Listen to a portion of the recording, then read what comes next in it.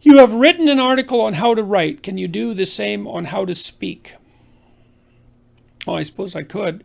I could tell you a little bit about it. If you're going to speak about something, you need to know a lot about it. You need to know 3 or 4 times as much as you're going to speak about at minimum. So first of all, you have to do your background research.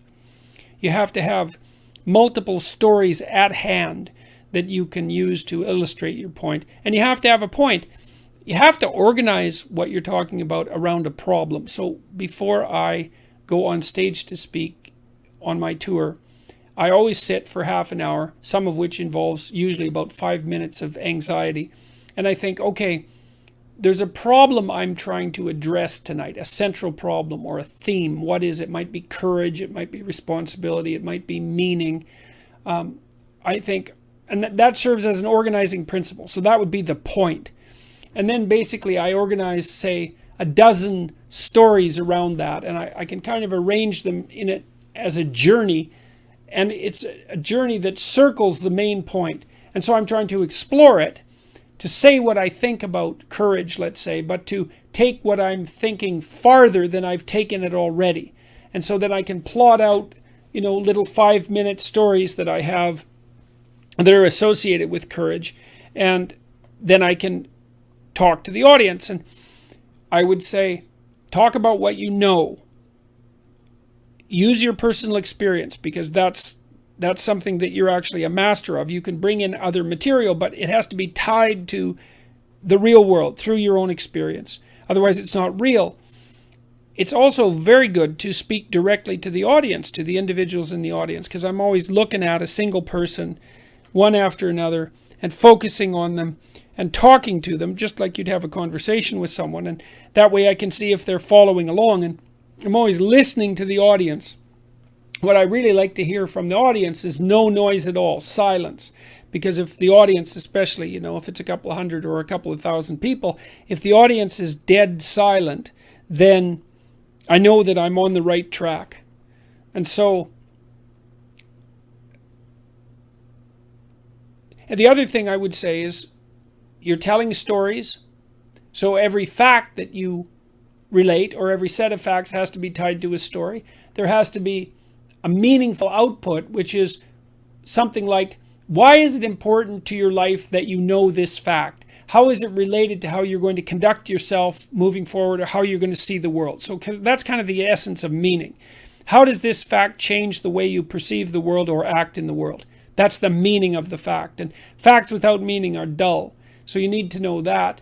You need to tell the truth. That's for sure. And I mean, for me, my talks are really, they're an attempt to explore a set of ideas in the most truthful way that I can manage. And that's also an adventure, because letting yourself speak freely about a topic, you don't always know where it's going to go. And so, but that also hooks in the audience, because they're along for the ride, right? And there's a risk. The risk is you might forget where you are, you might lose the thread, you might say something you regret, you might get confused. And the talk should be a process of exploration, like a journey that you're taking the audience along on. It's the same when you're reading a novel. Like, a great novel isn't exactly plotted out from beginning to end to begin with. The author is taking himself or herself and you on an intellectual adventure through the character development, and the characters have to be allowed to live and to express themselves, and the novel needs to unfold. It's like a colloquy between the conscious mind and the unconscious source of inspiration, and the novel is actually a journey through a characterological landscape, and the author shouldn't know where he or she's going to end up at the beginning. Same with an artist and who's writing a song or a piece of music or a piece of visual art. There has to be play and exploration along the way. And so you also don't want to deliver an over-prepared talk, in my estimation, or at least that's not how I do it. You want to have a theme, you want to have a body of knowledge from which you can draw on, and then you want to be actively exploring the idea in front of the audience. And that's very gripping for everyone, including you. And you should learn something from the talk. It's an opportunity to think on your feet. And anyways, that's my style of lecturing.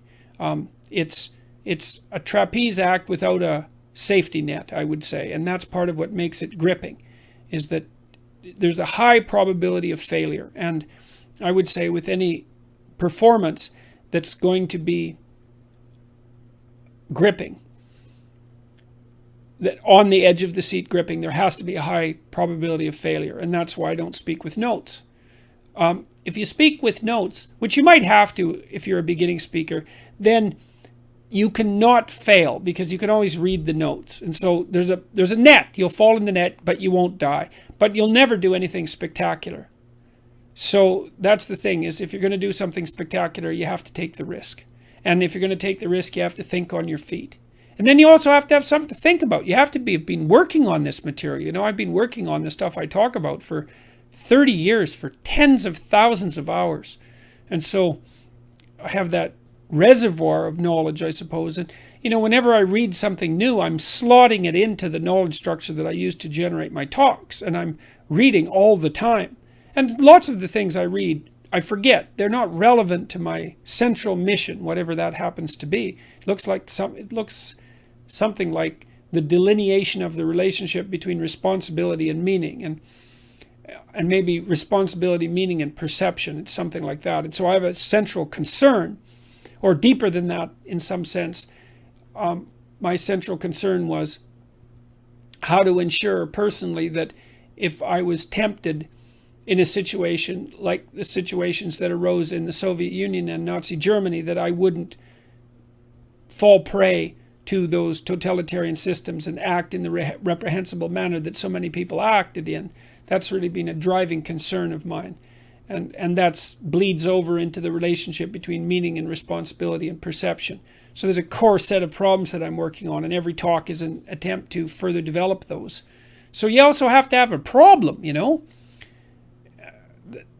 You think, well, you don't want to have a problem. It's like, yeah, you do. You've got problems anyways. If you're alive, you've got problems. Pick one of them. It can be your problem, and that can be the problem you try to address, whatever that happens to be. And then you have something to talk about. How am I going to address this problem? How can this problem be addressed? So you need to have a problem too if you're going to talk, just like you need to have a problem if you're going to write, because the writing is an attempt to solve the problem, and so is the talking. If you're not trying to solve a problem, what the hell are you doing talking? Why should anyone care?